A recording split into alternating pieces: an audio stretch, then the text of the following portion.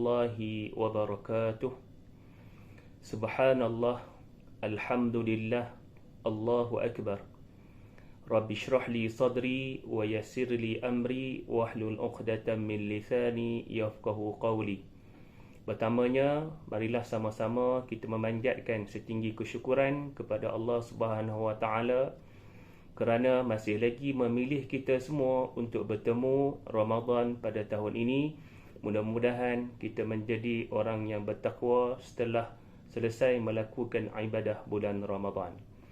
Tuan-tuan dan puan-puan yang dirahmati Allah Subhanahu wa taala sekalian, sebagaimana kita sedia maklum, dalam bulan Ramadan ini Allah Taala akan memberikan ganjaran yang berlipat ganda kepada kita semua dalam melakukan amal ibadah berbanding dengan bulan-bulan yang lain.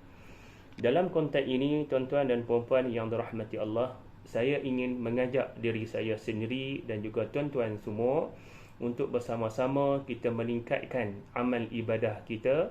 Dan amal ibadah itu semestinya banyak jenis dan juga ruang lingkupnya.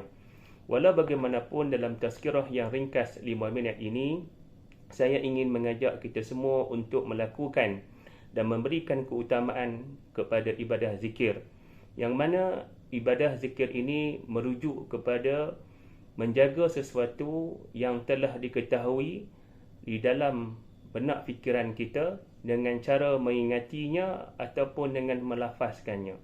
Dalam konteks ini, apa yang hendak kita zikir, apa yang hendak kita sebutkan dan apa yang hendak kita lafazkan, dan apakah perkara ataupun kita kata zikir yang hendak kita ingat.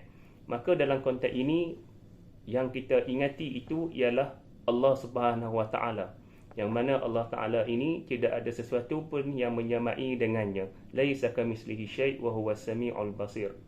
Tuan-tuan dan puan-puan yang dirahmati Allah Subhanahu wa taala sekalian, apabila sebut zikir, zikir ini para ulama menyebutkan boleh dilakukan dalam dua kaedah.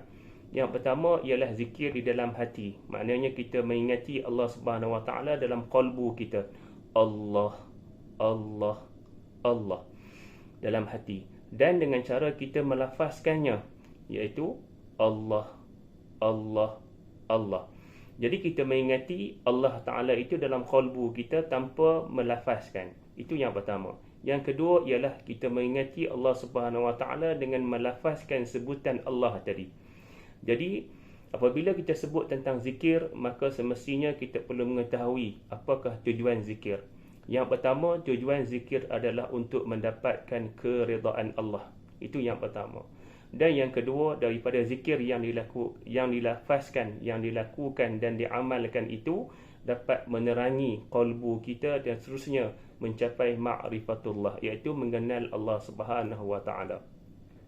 Apabila kita sebut tentang zikir ini juga, tuan-tuan dan puan-puan, daripada Al-Quran, Allah Taala juga menyebutkan Fazkuruni azkurkum washkuruli wala taghfurun, yang mana maksudnya ialah, oleh itu ingatlah kamu kepadaku dengan mengetahui hukum dan undang-undangku, supaya aku membalas kamu dengan kebaikan, dan bersyukurlah kamu kepadaku dan janganlah kamu kufur akan nikmatku. Kemudian dalam ayat yang lain Allah Ta'ala juga sebut wala zikrullahi akbar wallahu ya'lamu ma tasna'un, dan sesungguhnya mengingati Allah adalah lebih besar faedahnya dan kesannya, dan ingatlah Allah mengetahui akan apa yang kamu kerjakan.